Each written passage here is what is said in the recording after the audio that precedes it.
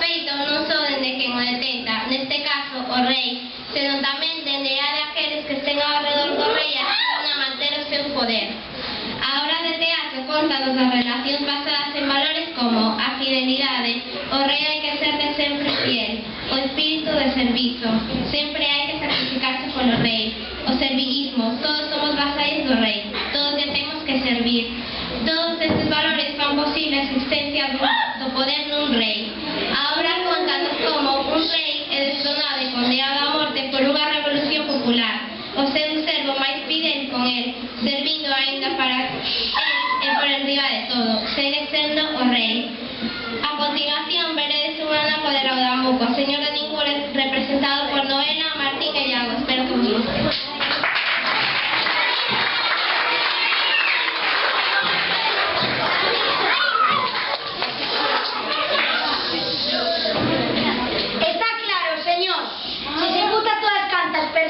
Aparecen inculpadas nos feitos, e todas polas que puiden ver como habitantes ten o reino, sen incluir os nobres, ricos comerciantes, ministros, sumos sacerdotes, magistrados e demais outros dignatarios. Xa non ficará ninguén en quen vostede pode exercer autoridade, nin ninguén en que poida deixar de respetar.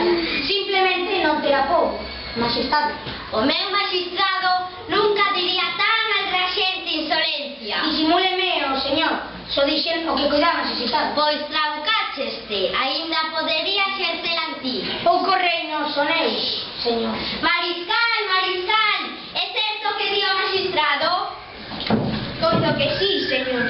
Quere eso dicir que só ficaríamos no reino eu e os 4 pelexos de vertedereiro que vivides de moinantes na sombra da miña grandeza? Mais ou menos, señor. E quen traballaría nos talleres? Quen vendimiaría? Quen apañaría as patacas? Quen remataría o teito do meu pazo de verán?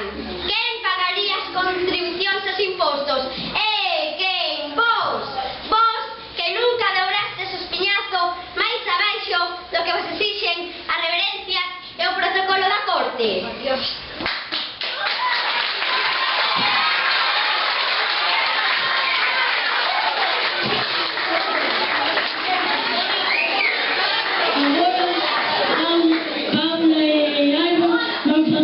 Xáxara Peituga.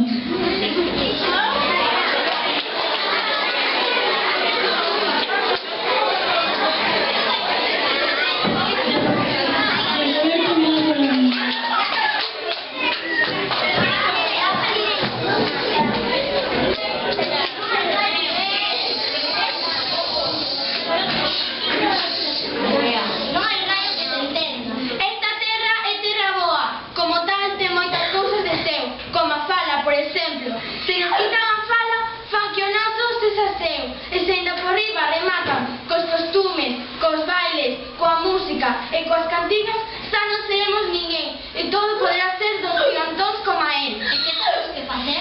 Justamente aquilo que non quere él. Escoitade, raparigos, escoitade o que vos digo. Se lle toca no ouvido, revirase de tal feito a cachola que non poderá ollar nin desguello.